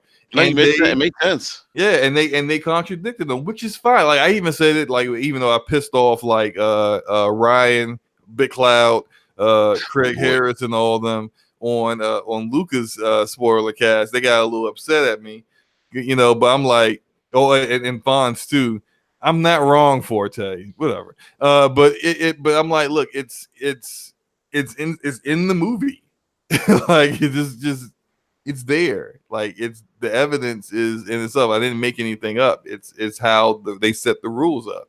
Yeah. So. Well, I wish we had more time to talk about this because it's certainly an interesting topic. One that I didn't even think of, Slim. I'm glad you brought it up. And then Forte says you're wrong, Slow-Mo. So we may want to revisit this next week when we have. That's cool. We can do that. Yeah. Get Forte because I'm interested to hear what Forte has to say now. But gentlemen, real quick, what do you guys? Where does the MCU go now? What do you guys think is going to happen next? I know Eric, you and I talked about. I think Eric, I think you and I agree. I think we both wanted to see maybe expand in the Marvel universe in terms of introducing characters like a proper Galactus, reintroducing Silver Surfer. What do you guys think's next for MCU? What do you think, Slow-Mo? What do you think? And I was about to reply to Forte. We know there's a Guardians 3. Yep. We know there's going to be a Black Panther 2. There might be another Thor movie. There's a standalone Black Widow kind of like origin story. And there's got to be another Captain Marvel. I just wonder who the new big bad is going to be because we've known about Thanos since the first Avengers movie. And I mean, a lot of people have brought up, different ones. I kind of don't want them to do time travel anymore, though, because somebody suggested that it could be the Secret Invasion plot story with the Skrulls secretly invaded Earth. Yeah, but see, they've set up the Skrulls to be like this refugee race. Yeah, they have evil as they really are, but maybe that's just the front. Yeah, maybe. I mean, it definitely seems they're about to lean heavy into the Guardians. And I know James Gunn is coming back. I can definitely see them setting up the Heralds. Yeah, I can see it too. And in the whole like Galactus thing, like there's an even bigger threat than Thanos out there. I mean, because Galactus is or Secret Wars, Yeah, I could see. 78 just said, I was actually talking to a buddy of mine about that. Could do Secret Wars, or they could have some original things that they want to start pulling off. I don't know, man. You don't always have to kind of cover the stuff that we know. Well, what about didn't they tease like Nova? Like, wasn't that a character that was it the last Guardians of the Galaxy? Nova. You mean Adam Warlock? Or I'm sorry, Adam Warlock. He's going to be. I think he's going to be in Guardians 3. Yeah. Guardians 3, okay. Yeah, I don't know if he's going to be the villain. Like Warlock's not really a villain. He's not really a hero either. He's kind of not. Kind of like a neutral. Yeah, he's a filthy neutral. Got Howard the Duck. Got Howard the Duck out there. Oh my God, Howard the Duck. I don't know why I said Nova. I don't know why that came to my mind, but there's definitely a lot. I mean, there's a lot of characters they can pull from. I mean, the universe is so big. But I'd like to see Eric. And I've beaten this dead horse. I want to see when they introduced Galactus. I was really disappointed because that's not Galactus. That cloud. Yeah, that was bad. They did Galactus. It was a shadow. It wasn't even really like. Yeah, it was not Galactus. I want to see a Galactus. I want to see because Galactus is no joke. Yeah, I want to see a Galactus. That's what I want to see. Well, they do have that ability now. Now they own Fox. They got all because Galactus was caught up in the way they did the contracts is like you got the Fantastic Four and then all of the supporting characters and villains that associate the most with that property. So like Cable associates with X-Men, Deadpool associates with X-Men. That's why Fox had them. Galactus associates with, and Doctor Doom associate with Fantastic Four. So now they got all of them under the under their umbrella again. I really kind of feel like they could go ahead and do Galactus because and the Fantastic Four, I think it's easier to implement them in the MCU than it is the X-Men now, because the X-Men are just so big, you know, like and their issues are worldwide issues. Like they have a societal cultural problem where a stigma on them for being mutants. It's like you can't just introduce that out of nowhere and they not have been brought up already, you know. It has to be, there has to be some way to introduce them in where it's like a melding of realities or something like that. But the Fantastic Four can be an easy implementation. Just say when they went out into space and they got their powers, they were like drifting for decades or something, you know, and they didn't come back. Drifting for decades, yeah. Then it makes sense, you know. But I don't know. It's in terms of villains, man. Galactus seems like, it's Beyonder's beast.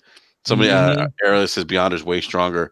But I think in terms of just like evil guy, like just villains in the Marvel universe, I think, you know, I think Galactus is probably, I would say he's probably one of the most well known, you know. Yeah. You know, and so I mean, it just makes sense. I mean, guys, just I don't know. I mean, you've already introduced him, right? Bring him back. Give us a proper Galactus with Silver Surfer. I think they probably going to act like the first introduction to Galactus never happened. Yeah, I mean you got to, because your Captain America was the Human Torch then. Yeah, that's right. He was the Human Torch. So they gotta pretend like they need to recast the Fantastic Four completely, like completely recast them. I would say, and if they're going to introduce the X-Men into the MCU, they need to recast maybe half of them. They have to go on without Jackman because he's not doing Wolverine anymore. I'm okay with him not doing Wolverine anymore. That's fine by me. Oh, you didn't like him as Wolverine? No, I never did. Really? Nope. I thought he was a great Wolverine. I didn't like how Fox implemented him. They always made the X-Men Wolverine and friends in his music. Yeah, it was Wolverine, but because he's like the most recognizable character, I think, out of the X-Men. I mean, outside of Xavier. Thank you. Yeah, but like, if you read the books, like Wolverine's not the most important X-Man. Like, no, he's not. He's got his own book where he has his own storylines. But when he's with the X-Men, he would have some storylines there. But I could say that like Jean Grey, Scott Summers, Gambit, Rogue, like many of them probably had more storylines going for them than Wolverine did. Yeah, he's the most popular one, but he wasn't the focus of everything. And it's like, and that's what Fox made their mistakes at. Fox's biggest mistake was taking the biggest stars and letting those stars run the show. This is the reason what we're dealing with right now with their movies, where Mystique is a hero.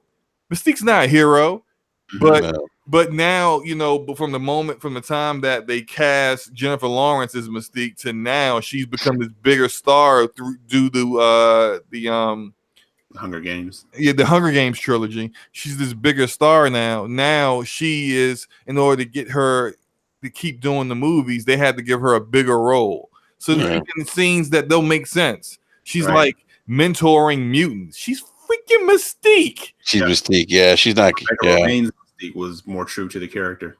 Yeah, like it's like she's complete. This is a completely off the wall interpretation of Mystique at this point. Yeah. And it's just, it's like they had too much focus on stars and not focus on the stories. Like in the MCU, like Robert Downey Jr. and never was bigger than the character. Like he couldn't like say, no, you know, I just want Tony to have sex with every single female Avenger out here. Like, no, that's not going to happen, Robert. Go sit in the corner. Your character's going to do what we told you. You tell your character to do. Right. No, Rogue plays such a bigger role in the X-Men that they ever did with her in the movies. Yeah, she does. Like she's almost like non-existent in the movies. It's it's really disappointing. Or at least I was really disappointed to see that she didn't play more of a role that she did the way she did in the comics. They kind of just like, I don't know, made her feeble in some way. Like they never, Rogue's no joke. Yeah. And I think probably the biggest for me example of them allowing. Actually brought up Gambit too. Gambit's a good. It's another. Where is Gambit in the movie? He doesn't. He's non-existent. Yeah, in that one terrible Wolverine movie. Oh, yeah. So bad too, man. Yeah, that was pretty bad. Biggest Days of Future Past is probably one of the better X-Men movies, but I really kind of got irked when they took one of the best X-Men storylines ever created. It's one of the best stories, period. It's a comic that has movies stealing the plot points from a comic book and putting them in movies. That's how great that story was written in the 80s by Chris Claremont back in the day. But he didn't write Wolverine going back in the past to stop a bad thing from happening and causing the future where all the X-Men get killed and they're living under the law of Sentinels. It was Shadowcat. And I'm like, you have a great actress in what is her name? The girl from Juno, and she's and Beyond Two Souls. Ellen the game. Page. You have this great actress playing Shadowcat. You looked into it because she wasn't a big star when you cast her as Shadowcat. She could have knocked that role out with you doing the story exactly as it was supposed to be told. But no, not enough screen time for Hugh Jackman. They have Wolverine go back in the past. It's just like, yeah, they really they mishandled the whole X-Men. I mean, I have high hopes for Dark Phoenix. That comes out in June. I think it's going to bomb. But I want to see it. What's that, E? I heard they had to do a new cut of it. I heard they showed it to test audiences, and the first time around, they hated it. Oh man, that's not good. Yeah, well, I mean, it's last. Like Disney canceled, Marvel Studios canceled all of their projects, but the stuff that was already deep in development on it. It's like we already spent money on hiring the actors, paying them, the film, all the studio work, all the expenses that Fox has already paid on. You might as well just finish it up. The only reason why this movie is going forward is because it was that deep in development when the buyout happened. Yeah. But Don't Call Me Danny has a great point in the chat. He said, "I hate what they did with Apocalypse." I agree. Apocalypse looked like Ivan Ooze from. He did look like Ivan Ooze. Apocalypse was terrible. That whole Apocalypse thing, they dropped the ball. I mean, they should. I even said this to Eric. We're talking about this. They should redo Fall of the Mutants with Apocalypse and the Four Horsemen and do that correct. Airless 78 says introduce Kang the Conqueror, Doctor Doom, and Galactus. That way we can have a proper Secret Wars. That would make sense to me. I mean, Galactus, Devour of Worlds. I mean, it's hard to introduce all three of them at once, though. I wonder how they would try to get that done because Kang the Conqueror is from the future, Doom is from the present, and Galactus pretty much just goes from planet to planet, eating planets. So he doesn't even get in my belly. So that would have to be it would be interesting. Yeah, I tell you one thing before we dip out about the X-Men movies. If their trailers, if the movies lived up to what the trailers show you, because they are brilliant at cutting a trailer. That looks so hype. And then when you see it, you're like, that didn't pay off anywhere near what the trailer was, Yeah. If they could match that same energy that they put into the trailers, they could have some dope X-Men movies. But the X-Men movies have been all over the place since day one. Yeah, they have. I don't know, guys. The Secret Wars could reintroduce the X-Men too, right? They got to be real careful how they go about this X-Men thing because they have to really. I mean, the X-Men were. They have had at least 3 different Secret War crossovers, so I'm trying. I don't know if I'm mixing them. I know the first. Well, I mean, Avengers, Fantastic Four, X-Men were part of it, and then like the like characters like the Beyonder, like a mysterious planet out there, right?